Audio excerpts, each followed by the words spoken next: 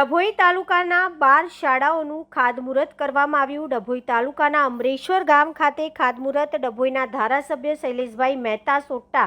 ડભોઈ તાલુકામાં સમગ્ર શિક્ષા અભિયાન અંતર્ગત કુલ 9.16 કરોડના ખર્ચે 12 પ્રાથમિક શાળાઓમાં 46 ઓરડા બનાવવાનું કામ અમરેશ્વર ખાતે ખાતમુહૂર્ત કર્યું। ડભોઈ તાલુકાના પલાસવાડા, કરણેટ, અમરેશ્વર, સિંધિયાપુરા, ભિલોડિયા, ઢાલનગર, વસાહત, સુંદરકુવા, સિદ્ધપુર, ભાલોદરા, પારાગામ, સોમપુરા ગામની પ્રાથમિક શાળાઓને લાભ મળશે। ડભોઈ તાલુકાના અમરેશ્વર ગામ સહિત 12 ગામોની નવીન શાળાના 46 ઓરડા 9 કરોડ 16 લાખના ખર્ચે મંજૂર થયા હોય, જેનું આજરોજ ખાતમુહૂર્ત ડભોઈ મત વિસ્તારના વિકાસ પુરુષ લોકલાડીલા ધારાસભ્ય શ્રી શૈલેષભાઈ સોટ્ટાના વરદ હસ્તે રાખવામાં આવ્યું હતું। આ પ્રસંગે જિલ્લા પંચાયતના ઉપપ્રમુખ વકીલ અશ્વિનભાઈ પટેલ, તાલુકા પંચાયતના પ્રમુખ રાજુભાઈ તડવી, તાલુકા પંચાયતના માજી સદસ્ય અને ભાજપના અગ્રણી ભાવેશભાઈ પટેલ, નળ તાલુકા પ્રમુખ અલ્પેશભાઈ શાહ, મહામંત્રી દત્તુસિંહ સોલંકી, વિરલભાઈ પટેલ, સરપંચો અને શિક્ષકો, ગામના આગેવાનો, ગ્રામજનો મોટી સંખ્યામાં ઉપસ્થિત રહ્યા હતા।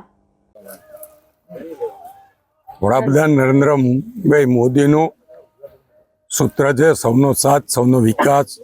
સર્વ શિક્ષા અભિયાન અંતર્ગત આજે 12 જેટલી શાળાઓનો ઓરડાઓનું આજે અહીંયા ખાતમુહૂર્ત કરવામાં આવ્યું છે અને એમાં 46 ઓરડા બનાવવામાં આવશે અને 9 કરોડ 16 લાખ રૂપિયાનો ખર્ચ કરવામાં આવશે।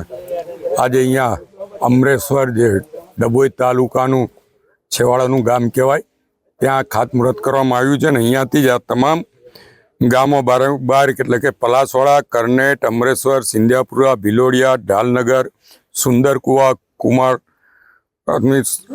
ડભોઈ, સિદ્ધપુર, ભાલોદરા, પારાગામ અને સોમપુરા આમ કરીને 12 ગામોમાં 46 ઓરડાઓ આજે મંજૂર કરવામાં આવે છે। એનું ભૂમિપૂજન અહીંયાથી કરવામાં આવે છે અને હવે આવતીકાલથી આ તમામ ઠેકાણે કામગીરી શરૂ થશે।